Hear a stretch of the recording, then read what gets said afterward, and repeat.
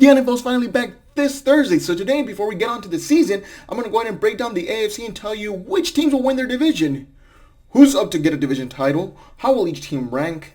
Let's talk about it.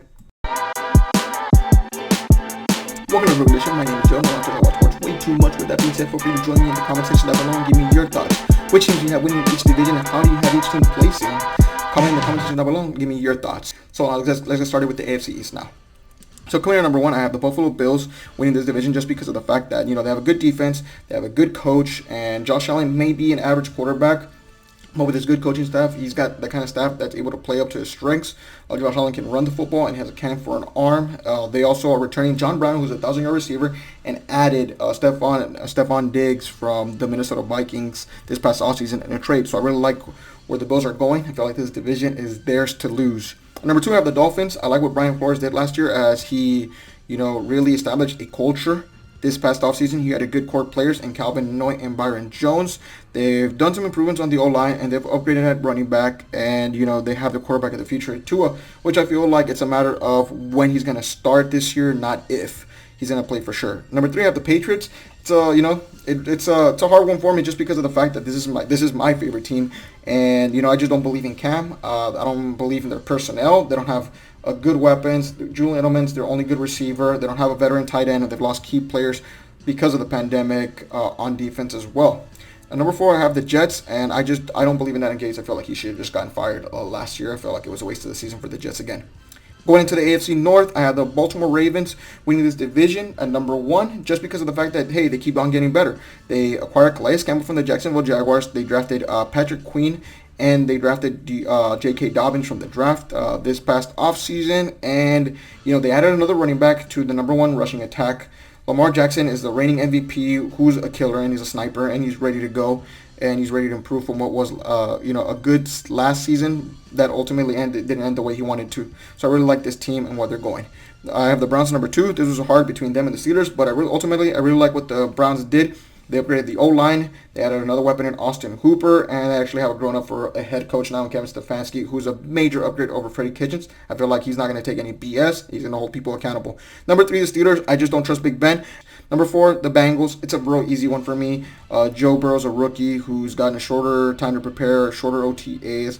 Zach Taylor, we're not sure if he's a good coach. Real quick, before I get to my final two division rankings, I just want to go ahead and remind everybody that I have other videos. If you enjoy content like this, I have other videos down below. I do weekly head-to-head videos. I have other ranking videos if you like that kind of stuff. And I'm also happy to announce that I actually have the Critical Condition Sports Podcast launching on Anchor. My first episode was out earlier this week, so you can catch that. I'll leave it link below, but it's available wherever you get your podcasts from, like Spotify or Pocket Cast as well. So feel free to join me on that to get some extra sports content.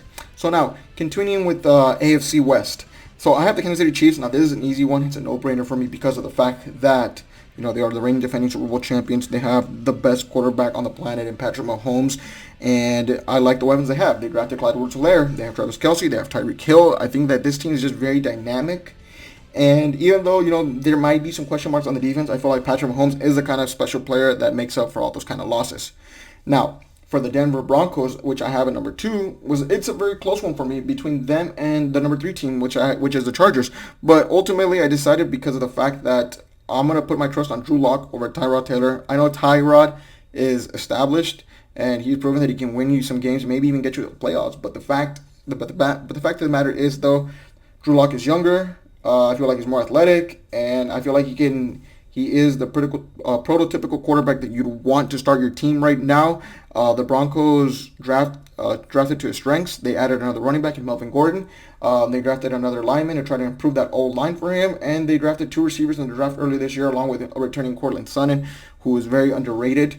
I really like what he does. So I have them at number two. I have the Chargers at number three, and I have the Raiders at number four. Now for the AFC South.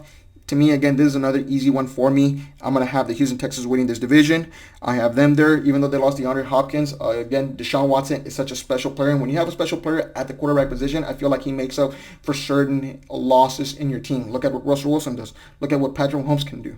Those kind of unique players don't come around, and I see Deshaun as that kind of a quarterback.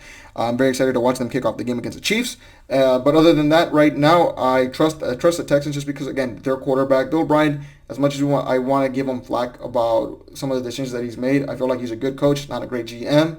And I feel like the Texans always have a good average defense that'll keep them in games, and all they need is just Deshaun to make the plays that they need to be able to win most of those games. So I have the Texans at number one. The Colts at number two. I didn't understand the Philip Rivers signing. I get that he's a veteran quarterback, but the fact is that Rivers last year with the Chargers hurt his team, and I feel like he's just going to hurt this team, hurt this Colts team. The O line might be better in Indianapolis, but I'm just not. I feel like the game's kind of gone past him. I might sound a little harsh on that, but I really just didn't see much left in the tank with him. I know the Colts have a good defense. They have some solid core key players, but I just don't think that Philip Rivers is the kind of guy to get him over the hump. I have Tennessee at number three. To me, it was just lightning in the bottle last year. Derrick Henry, I don't really believe in him as much. I feel like they're just going to stack the box on him. And number four, the Jaguars on a full-fledged rebuild, so there's not much to talk about on that area. So thanks for listening. And now it's time for the Texans versus Chiefs prediction. So to me, it's an easy one. I have the Kansas City Chiefs defeating the Houston Texans, and what's going to be a barn burner. I have Kansas City winning 41-31. I feel like the biggest difference right now to me is a coach. Andy Reid's 10 times way better coach than Bill O'Brien. I feel like with the amount of preparation that they've had, I feel like he's going to game plan just a little bit better than Bill. And the Kansas City Chiefs are going to be hyped up. They're defending their title. They're kicking off the game. They're kicking off the season better yet. And I feel like it'll lead to a Chiefs victory. So 41-31 is the final that I have predicting for that game. Thanks for listening. If you enjoyed this video, feel free to leave it a like. And if you're new to the channel, feel free to subscribe. I'll catch you later, guys. Goodbye.